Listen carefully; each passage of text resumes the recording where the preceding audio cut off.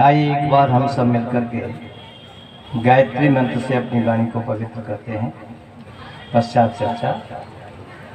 ओम भूर्भुवः स्वः तत्सवितुर्वरेण्यं भर्गो देवस्य धीमहि धियो यो नः प्रचोदयात्। संक्षिप्त उद्बोधन। परिषद पते एवं पारिषद्य समागत भद्र पुरुषों, बहुत सुंदर चर्चाएं आपने अभी मेरे से पूर्व सुनी हैं।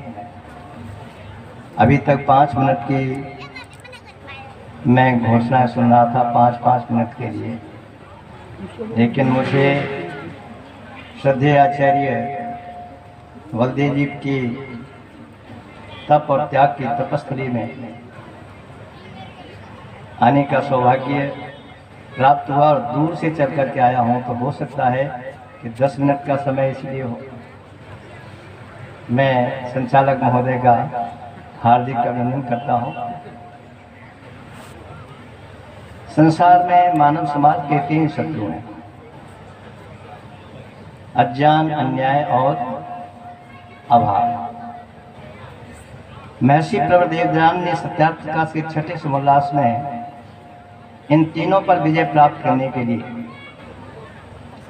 और स्वस्थ प्रशासन, स्वस्थ शासन, स्वस्थ राज्य व्यवस्था देने के लिए 3 सभाओं का वर्णन किया है, और वह भी अपनी ओर से नहीं, वेद की ओर से किया है। वेद का मंत्र प्रस्तुत किया है, और वेद का मंत्र प्रस्तुत करते हुए ऋषि कहते हैं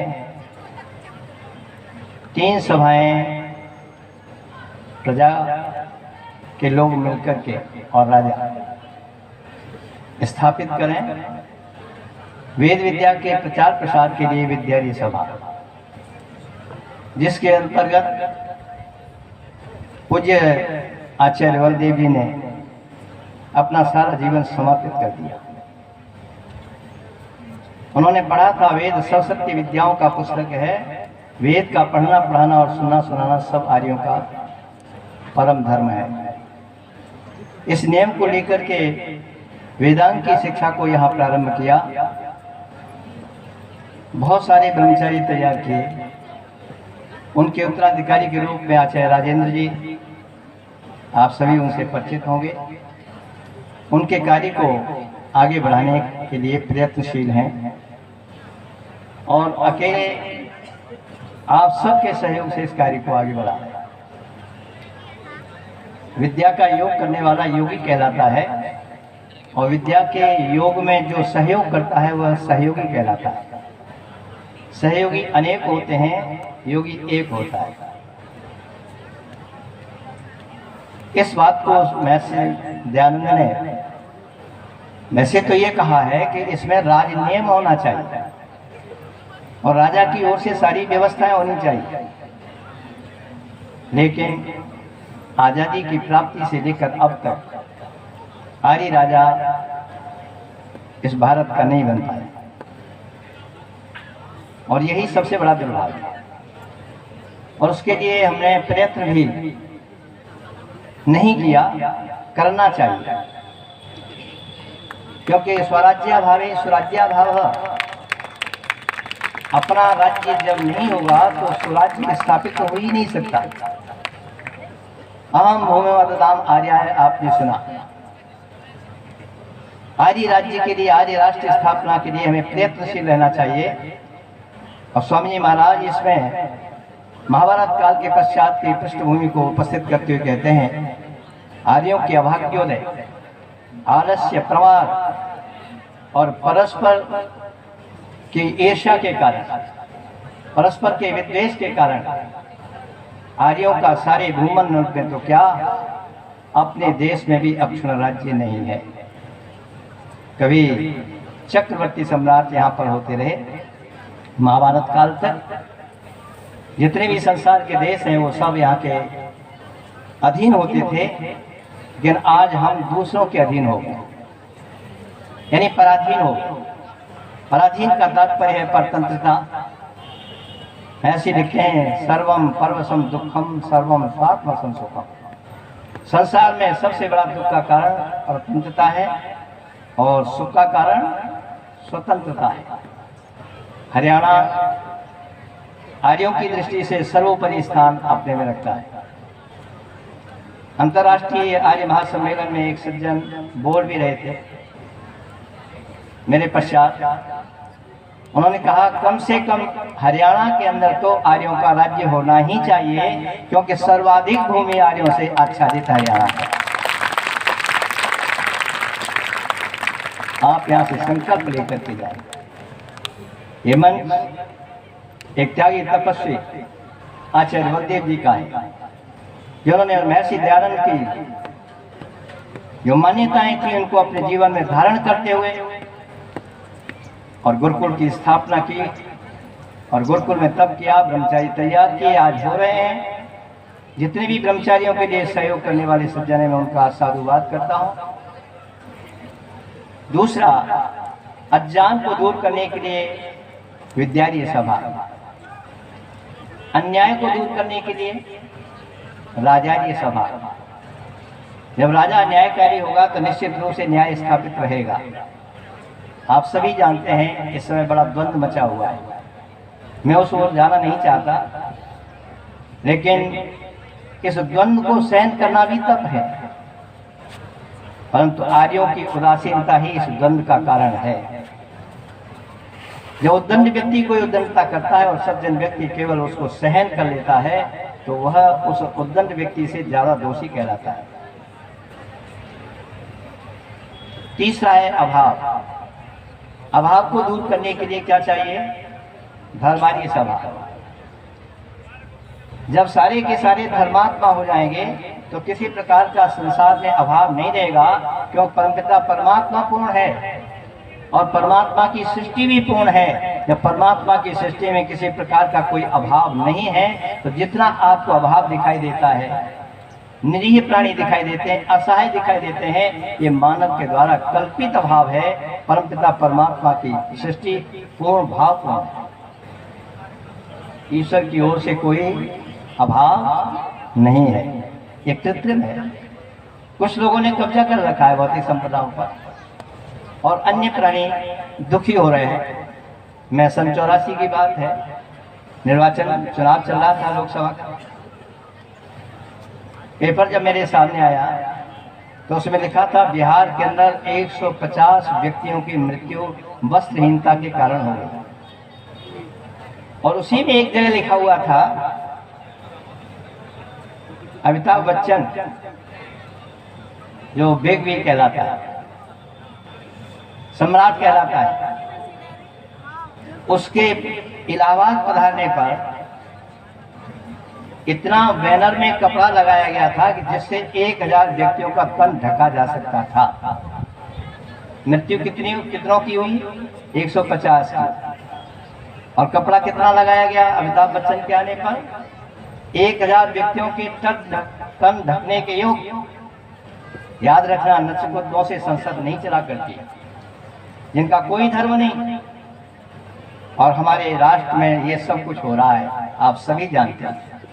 मैं उस ओर ज्यादा प्रत्यक्ष में जाना नहीं चाहता, लेकिन आप यहाँ पर मैं समझता हूँ बहुत सारे कृषि करने वाले लोग बैठे हुए हैं, विद्यार्थी भी बैठे हैं, छात्राएं भी बैठी हैं।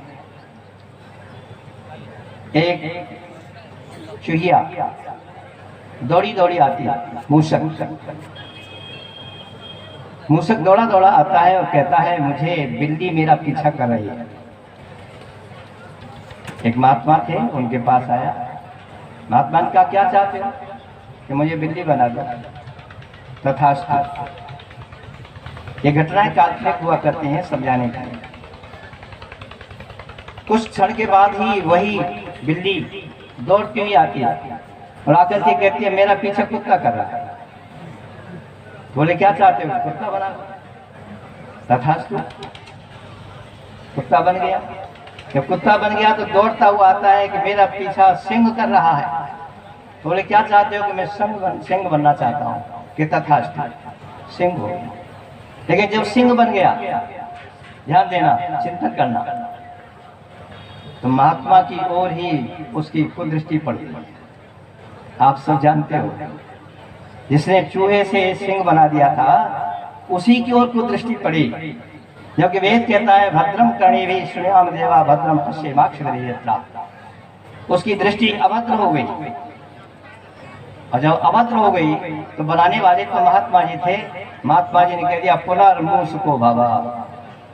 ध्यान रखना, आज जो भी सत्ता में पहुंचता है वो इस सम्राट को, इस महात्मा साधु को, किसान को भूल जाता है, कृषक को भूल जाता है। अभी बात की जा रही थी कृषि और ऋषि। ये निश्चित बात है, यह देश कृषि प्रधान देश है। महर्षि दयानंद ने कहा था कहीं भी किसी प्रकार की मेरी प्रतिमा न बनाना, और विधान दिया था इस विधि से अंतिम संस्कार करके, और जो मुट्ठी भर राख बचे मेरी शमशान भूमि में, उसको भी उठा करके किसी गरीब किसान के खेत में डाल देना, ताकि लोग समझ सकें कि दयानंद जीते जी तो उपकार कर रहा था, मरने के पश्चात भी मुट्ठी भर राख से उपकार करके गया। तो महर्षि दयानंद का मुख्य है, और महर्षि दयानंद का अनुकरण करते हुए आचार्य बलदेव जी ने यहाँ पर तप किया था। उस तप में आपको अपनी आहुति डालनी है। ये तप रूपी यज्ञ, क्योंकि अध्ययनम तपः, अध्ययन तप कहलाता है, और अध्ययन करना एक यज्ञ है। क्योंकि धर्म के 3 स्कंध हैं, त्रयोधर्म स्कंधः यज्ञाध्ययन दानमिति। यज्ञ, अध्ययन और दान, ये 3 धर्म को ढोने वाले हैं। और धर्म हम चाहते हैं, लेकिन समस्या ये है कि जितनी भी पार्टियां हैं, अच्छा बोलो सभी क्या कहते हैं, हम धर्मनिरपेक्षता की रक्षा या धर्म सापेक्ष। धर्मनिरपेक्षता जब तक विरासती रहेगी मानव मानव नहीं बन सकता है। अरे हमारे जितने भी मनुष्य के संबंध हैं वो सारे के सारे धर्म से संबंध हैं। धर्म से माता है, धर्म से बेटी है, धर्म से बहन है, और धर्म से पत्नी है। अरे विवाह संस्कार के अवसर पर वर महोदय स्पष्ट कहते हैं वेद के शब्दों में, त्वमसि पत्नी त्वमसि धर्मणाहम व्यपतिस्तव। हे देवी, आज से तुम मेरी धर्म से पत्नी हो और मैं धर्म से तुम्हारा पति हूँ। ये सारे के सारे संबंध धर्म से जुड़ते हैं, धर्मनिरपेक्षता से नहीं जुड़ते। जब तक धर्मनिरपेक्षता का राग लापा जाता रहेगा, आर्य राजा नहीं होगा, तब तक इसी प्रकार से हमारे आपके मुख पर एक मुछिका लगा रहेगा। मुछिका जानते हैं ना, मास्क लगा हुआ है। ये भौतिक विज्ञान की देन है। अरे भौतिक विज्ञान तो रामायण काल में भी चरम सीमा पर था। पुष्प विमान की संरचना हुई थी। मैं अभी विराम क्यों ले रहा हूँ, बस केवल एक बात कहना चाहता हूँ। उस समय विज्ञान चरम सीमा पर था। स्वामी जगदीश्वरानंद जी महाराज ने वाल्मीकि रामायण के संपादन करते हुए एक टिप्पणी दी है, और याद कर लेना, लिख लेना। वाल्मीकि रामायण के युद्धकांड के 28वें सूक्त का 14वां श्लोक। इंद्रजीत दोनों भाइयों को नाग पास में बात करके चला जाता है, और रावण को कह देता है मैंने दोनों भाइयों को मार दिया। रावण बड़ा खुश हुआ, चलो सीता को दिखा दो। त्रिजटा को भेजा गया पुष्प विमान के द्वारा। यह हालांकि दर्शाया नहीं जाता, लेकिन इस श्लोक में रामायण में, वाल्मीकि रामायण की बात कर रहा हूँ। और वहां जाकर के दोनों को मरे हुए जब देखा, सीता घबराने लगी, तो सीता से त्रिजटा कहती है रावण की बहन, हे बेटी घबराने की आवश्यकता नहीं है, ये मरे नहीं। आप जरा गौर देना, गौर करना और पढ़ लेना इस श्लोक को। कहती है मरे नहीं है, जीवित है। बोले मरे दिखाई दे रहे हैं सामने। बोले नहीं, मरे नहीं है। अगर ये मर गए होते तो बच्चे बीच में ना उठे, बीच में ना उठे। अगर ये मरे होते तो तुम क्या हो जाओगी? राम के मरने पर विधवा हो जाती कि नहीं? विधवा हो गई होती। और इस पुष्पक विमान में ऐसी तकनीक है कि विधवा को लेकर के नहीं उड़ता। स्वामी जगदीश्वरानंद जी महाराज इस पर टिप्पणी देते हैं, वैज्ञानिकों की चुनौती देते हुए, हे भौतिक विज्ञानियों, तुम नास्तिक बनते चले जा रहे हो।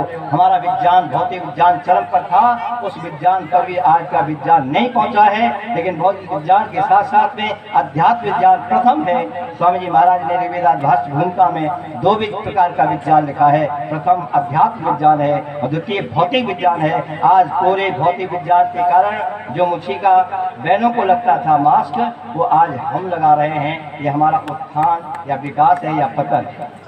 ये आपके ऊपर छोड़ता हूँ, चिंतन कर लेना। लोग विकास विकास चिल्ला रहे हैं, मुझी का मुख पर लगा हुआ है, इसका अभिप्राय हम पशुता की श्रेणी में आ रहे हैं, क्योंकि धर्मपेक्षता का कारण ही पशु है।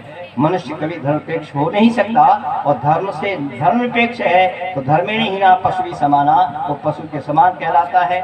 मैं पुनः आचार्य बलदेव जी के लिए श्रद्धा सुमन अर्पित करते हुए उनके कार्य को आप सबके सहयोग से आगे बढ़ाया जाएगा, इन्हीं कामना और भावनाओं के साथ आप सबका धन्यवाद करते हुए अपनी वाणी को विरमित करता हूँ। ओम सामा शक्ति